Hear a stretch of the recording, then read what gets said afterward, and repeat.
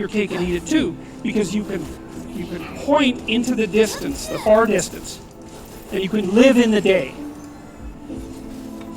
And it seems to me that that makes every moment of the day supercharged with meaning. That's how, because if everything that you're doing every day is related to the highest possible aim that you can conceptualize, well, that's the very definition of the meaning that would sustain you in your life. Well, and then the issue is, well, back to Noah. Well, all hell's about to break loose and chaos is coming. It's like when that's happening in your life, you might want to be doing something that you regard as truly worthwhile. Because that's what will keep you afloat when everything is flooded. And you don't want to wait until the flood comes to start doing that, because if your ark's half built and you don't know how to captain it, the probability is very high that you'll drown.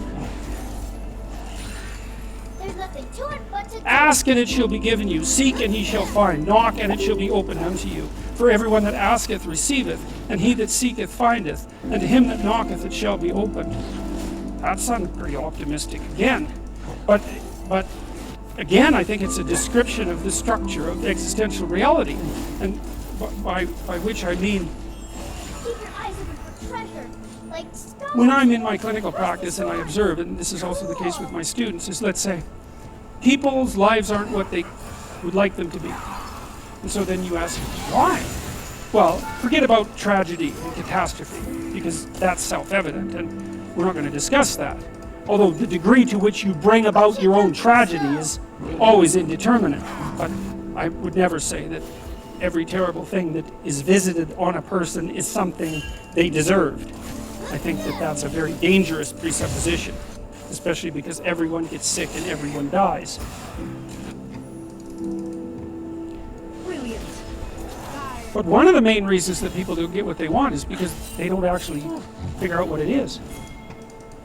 And the probability that you're going to get what would be good for you, let's say, which would even be better than what you want, right? Because you might be wrong about what you want easily. But maybe you could get what would really be good for you. Well, why don't you? Well, because you don't try. You don't think, okay, here's what I would like if I could have it. And I don't mean in a way that you manipulate the world to force it to deliver you goods for status or something like that. That isn't what I mean. I mean something like, imagine that you were taking care of yourself like you were someone you actually cared for. And then you thought, okay, I'm caring for this person. I would like things to go as well for them as possible. What would their life have to be like in order for that to be the case? Well, people don't do that. They don't sit down and think, all right, let's figure it out. You've got a life. It's hard, obviously. It's like 3 years from now, you can have what you need. You've got to be careful about it. You can't have everything. You can have what would be good for you. But you have to figure out what it is. And then you have to aim at it.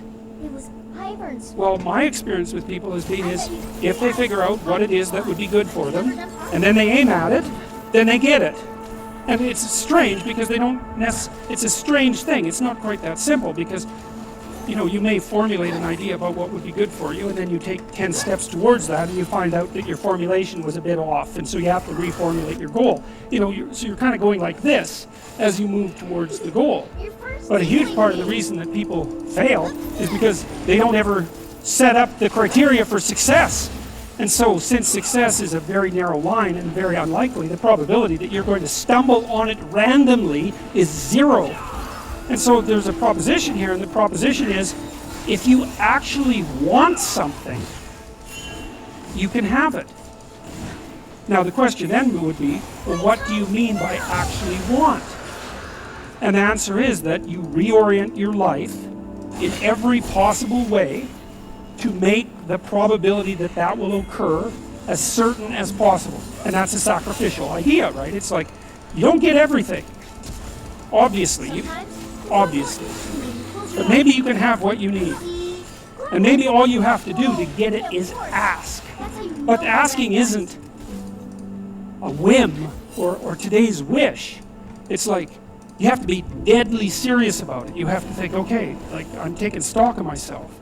And if I was going to live properly in the world, and I was going to set myself up such that being would justify itself in my estimation. And I don't mean as a harsh judge.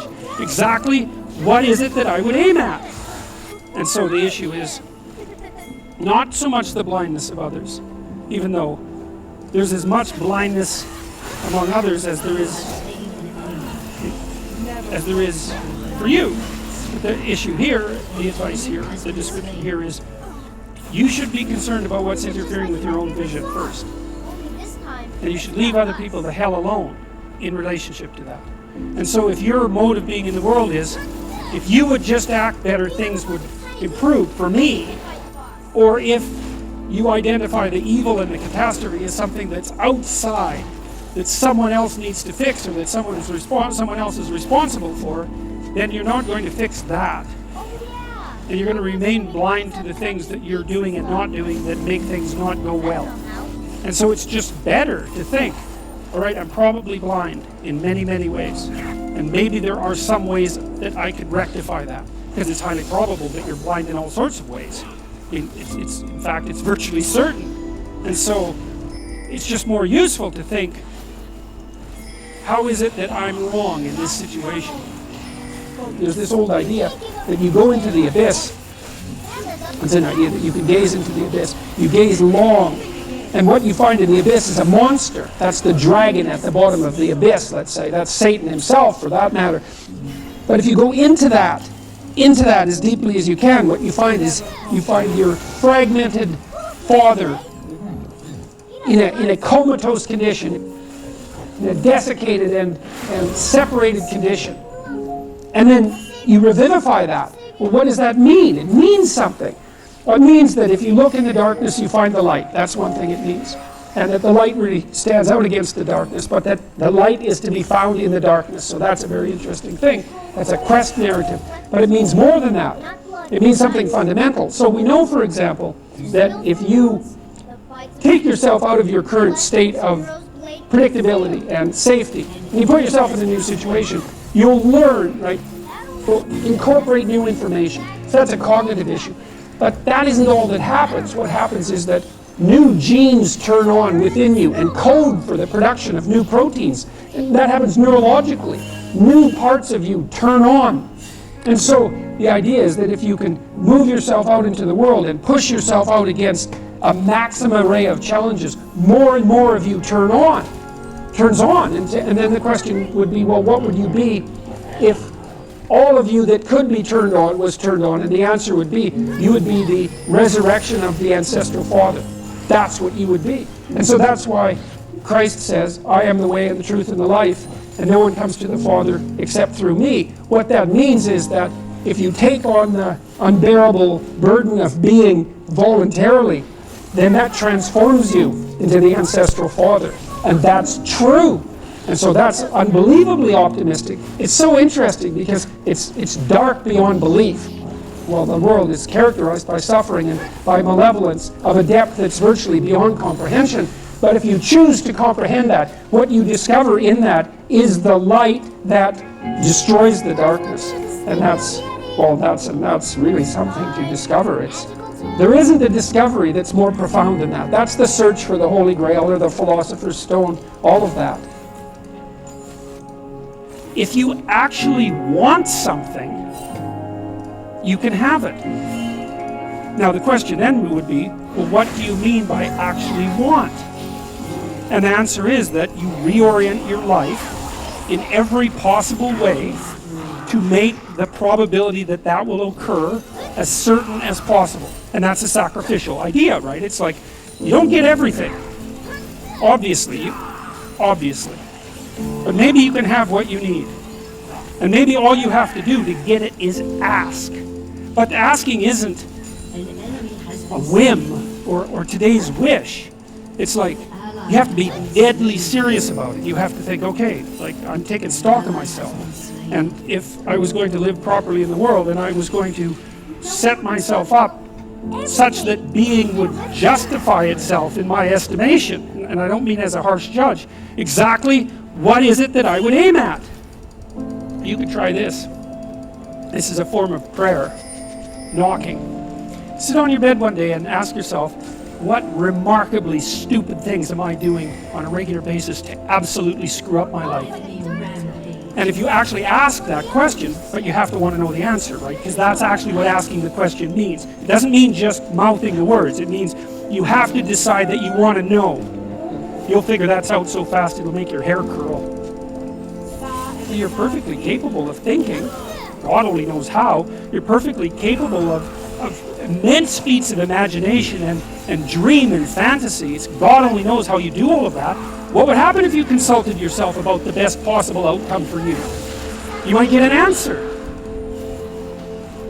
In order for us to set things right, we have to understand that we have to take on that burden of ultimate responsibility. Not only as if it's ours, which it is, but as if there isn't anything better that we could do. And you have an ethical obligation to lift the heaviest load you can possibly conceive of. And that's the primary call to adventure in life. You need a meaning in your life to forestall the suffering and to make you strong enough to resist malevolence. Where's the meaning to be found? Rights, impulsive pleasure, and happiness? No. Responsibility? Oh, who would have guessed that? It's not part of the narrative. What makes life worth living is to pick up, take its catastrophe and embrace it and carry it and to realize through that process who you are. When I talk to audiences about the relationship between responsibility and meaning, they inevitably go dead silent. There's not a rustle, there's not a cough. It's like, is that the secret? Is that the secret? It's the voluntary adoption of responsibility. It's like, well, that's the central message of the West. It's like to pick up your cross and bear it, you know. And everyone's been told that, but they don't know what it means because it's not been articulated enough so that it becomes something that's practical. It's like, yes, look at the terrible responsibilities you have right in front of you. Your family is hurting. You're in trouble. There's problems in the world. It's like all of that's right there, and all you have to do is take responsibility for it, and then you've got what you need. It's something so magnificent that happiness pales in comparison. And so it's thin gruel happiness, and young people know that. They're pursuing hedonistic pleasure, and no wonder. But there's nothing in it that's sustaining, and all it does is make you cynical. It's like, is all there is? Another one-night stand? Another binge party? And it's not like I have anything in principle, against some of that exuberant, youthful hedonism. Look, the universities have turned into places of parties. Why? Well, because that's what the students find best to do there. Well, that's not good. What you want to offer them is a reason to not party. It's like, no, you got to understand. You come to this class hungover. You're not going to be able to get it. You're not going to be able to write properly. You're going to pay a price for that hedonism. It's like, and the price will be too high for you to bear. It's like, oh, well, enough hedonism for me then. Like, I've got something important to do. That's the way out of that. Before you can be a painter who can paint what's beyond mere memory, you have to inculcate that discipline, skill, and a lot of that is painful repetition and hard grinding work. It's the sacrifice of the present for the future. But once you manage that, then things open up. That's why we have disciplines, right? I mean, the words aren't there by accident. You have to narrow yourself first, and then you can broaden outward. And so that's part of the process of maturation. That's part of the sacrifice of childhood. Say, in childhood you're nothing but potential, but it's not realized and you don't know how to realize it. And so then the question is, well, how do you get to a point where you realize the potential? And the answer is, you sacrifice almost all of it to a single direction. And so that's the thing about growing up, is that when you're a teenager and a young adult, you have to sacrifice everything you could have been as a child to be the one thing that you're aiming at. But then that opens up. Aimless is not nothing. Aimless is bad. Nietzsche said if you had a why, you could bear any how. Most people find the meaning in their life through responsibility. I believe the fundamental religious truth of the idea that life is suffering. It's suffering because we're mortal and fragile, and because we're also subject to malevolence at our own hands and at the hands of others. It's a constant existential problem.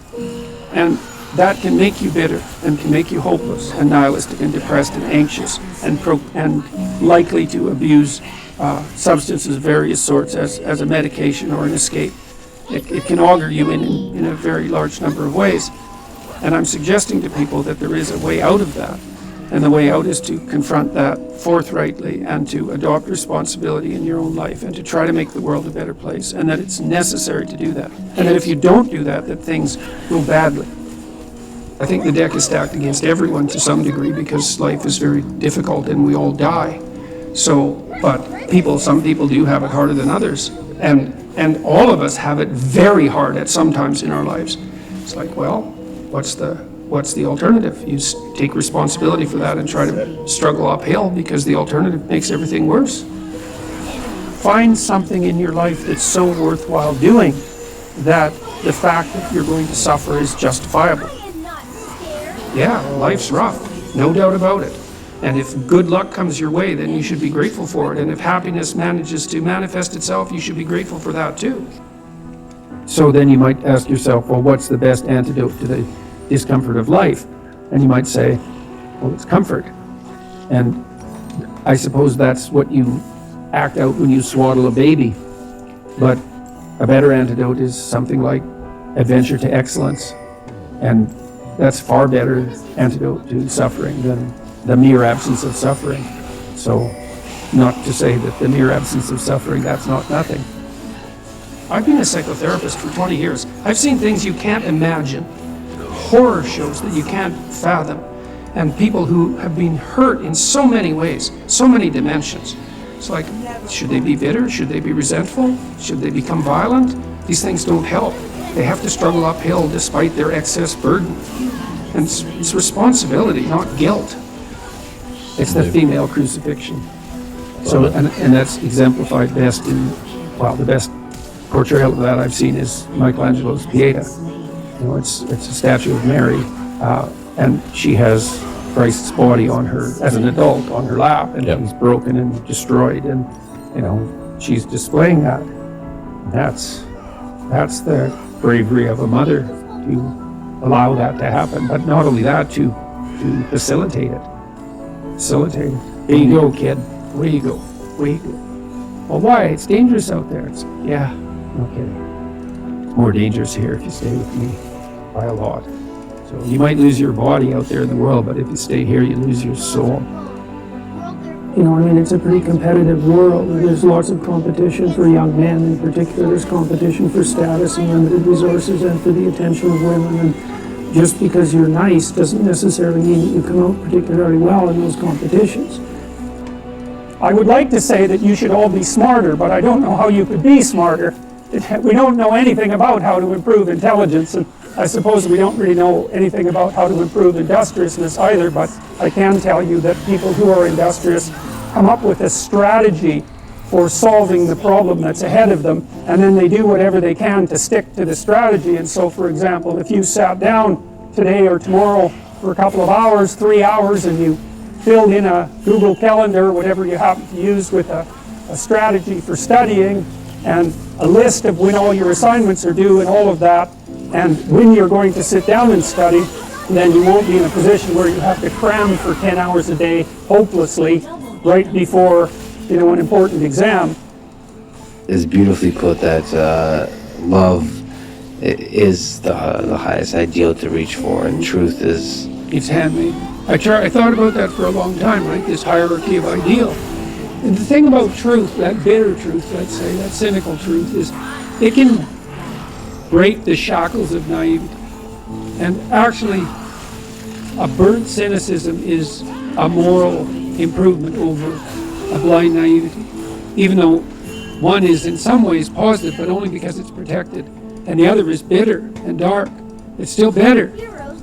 But you're not done at that point, you're just barely started.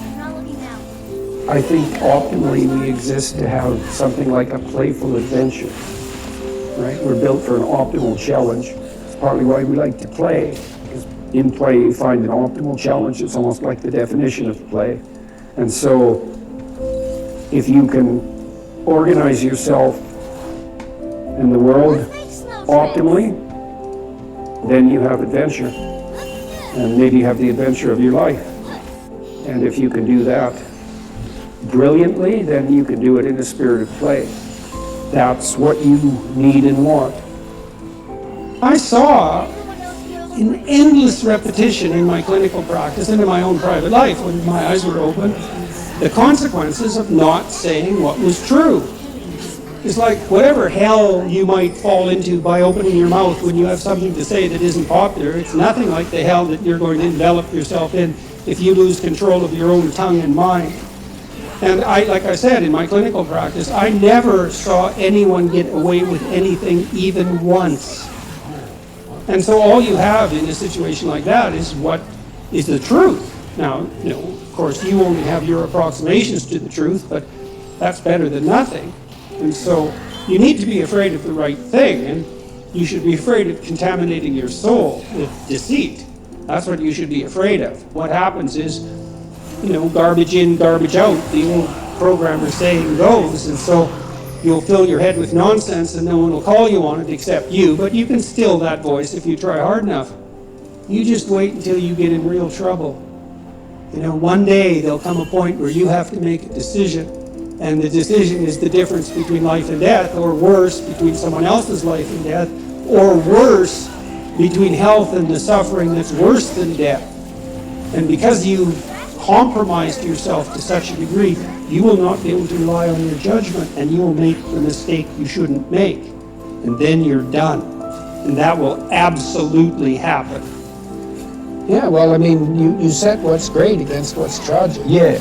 What else can you possibly do? And so then you say, well, how do you find what's great in your own life? And part of that is you watch. It's like, when is it that I'm doing something that alleviates my suffering? Right? It's a you have to ask that question to yourself honestly. One of the things you have to do is say, well, why don't you just watch for a week? Like, watch yourself like you don't know who you are, and just see when you're not quite as miserable.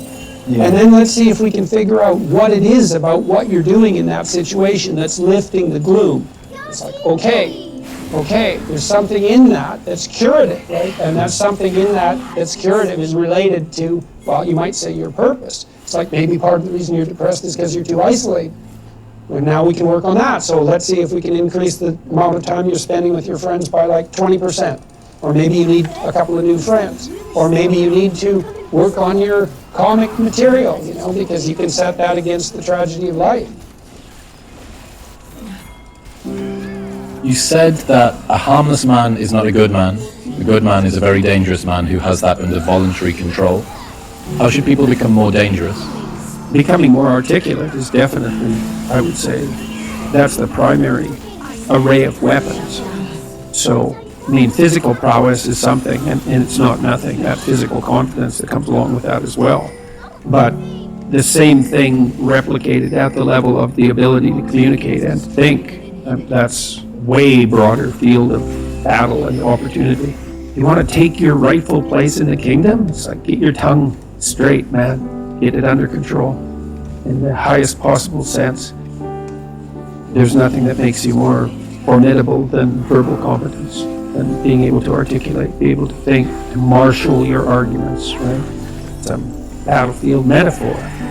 Get everything in order, all your information straight, to marshal your forces. Is it possible to have too much responsibility, to take too much responsibility for yourself? You can, for sure. Yeah, definitely. Dostoevsky said that every man was responsible for everything he did and for everything that everyone else does. It's kind of an insane statement, but also somewhat it's true in a certain sense. You do have an indefinite responsibility, and you do have an indefinite capacity to bear that responsibility, but that doesn't mean it can't be crushing. And then I would say the antidote to that is that you're not in this alone. As your responsibilities mount and your opportunities increase, you have to delegate more and more. It's important that you do everything you can, but there's enough for everyone to do. And so you might say, well, the heroic path is one that leads to universal redemption, and that's true. And you might say, well, that's all on you. It's like, it is in a sense, but then the problem that you just described it can be unsustainable. You can torture yourself for not doing it well enough. And it is up to you, but it's not up to you alone. It's not up to you alone. So you delegate, and you help build people around you so that they're all working in the same direction. It's an effort multiplier in any case. And you make sure that they get credit. Credit's good enough. It's not exactly right. The rewards are in accordance with their efforts, and you can distribute that. If you can routinize something and parse it off to someone else, say, here's a little kingdom for you, and it doesn't have to be little, and it's something that can grow, but here's a kingdom for you, well, then you can go off and do the next thing you need to do, which is extremely important. You know, and you might think there's a kingdom, and then it's broken into little kingdoms, and so the farther you are down the hierarchy, the smaller the kingdom you get. But that's only true if you think the world's a zero-sum game, because you could also think of it as a place of indefinite number of the largest kingdoms possible. And I think, why do we think this is exhaustible in some sense, what we're doing? Doesn't look exhaustible. You know, that's the limits to growth mentality. It's like, the economists don't believe in that, because they think, well, no, we can just get more efficient, which we certainly are. We're way more efficient than we once were. And those gains in efficiency, when they're not being interfered with, are increasing at more than an arithmetic rate. Why do you think people have a tendency toward that zero-sum mentality? Yeah, well, I mean, there are elements of life that have a zero-sum element. I mean, if you're competing with another man, for example, to marry a particular woman, that's a zero-sum game if you only think of the game as including you two and that woman. So you can set up circumstances that are zero-sum. But to take that metaphor of zero-sum game, where there has to be winners and losers because there's a finite number of resources, is to assume that the rules of that game are the rules that govern the set of all games. And that's just not true. Games are infinitely multipliable. I mean, you can invent a new game. People do that all the time. The man who invented Catan, which is a game I really like to play, it's a very popular board game. That didn't exist until he invented it. Now, you know, thousands and thousands of people play it, and he made a fortune from it. It's like, that game never existed. So there doesn't seem to be any limit to the number of games we can invent. And it's a complicated problem because we are on a single planet, and some resources are more zero-sum than others, but we haven't really run into any actual zero-sum limits in terms of our, you know, the probability of us living an abundant life on the planet. We've stewarded some resources very stupidly. We've done a very bad job of managing oceanic production, for example. But we have to be smart about our resources, but that doesn't mean they're zero-sum, and certainly doesn't mean the world is a zero-sum game. And that's a Malthusian idea, you know, that population will grow till it consumes all available resources and precipitously collapse. And then why do we think apocalyptically? It's, well, because things do come to sudden ends. People die, people get fatal illnesses, like the world you so carefully constructed can be blown apart at any moment by a random occurrence, genetic mutation that causes the cancer that kills you. Like, life has a fundamentally apocalyptic aspect. And we do understand that because we're self-conscious, and then it's very difficult not to apply that kind of apocalyptic reasoning to things as such. The world's going to burn up. The climate's too hot. What about runaway positive feedback loops? Because that's what the climate types are afraid of. It's like, hey, they happen. How do we bind our apocalyptic thinking? That's a good question, man. That's a good question. We do that with the truth. That's how we do it. Through dialogue, through investigation, through exploration, through discipline, all of that. The Logos is the antidote to the apocalypse. And so what does that mean? Well, love and truth is the antidote to the apocalypse. Not the planet has too many people on it. Truth in the service of love. Mm-hmm. What do you mean by that? Well, it's a hierarchy of virtue, I would say. You know, there's an old idea that God is the sum of all that's good. I don't think sum is exactly the right metaphor. It's more like, imagine there are eternal verities: truth, beauty, justice, love, courage, fortitude, passion. Think of all those things as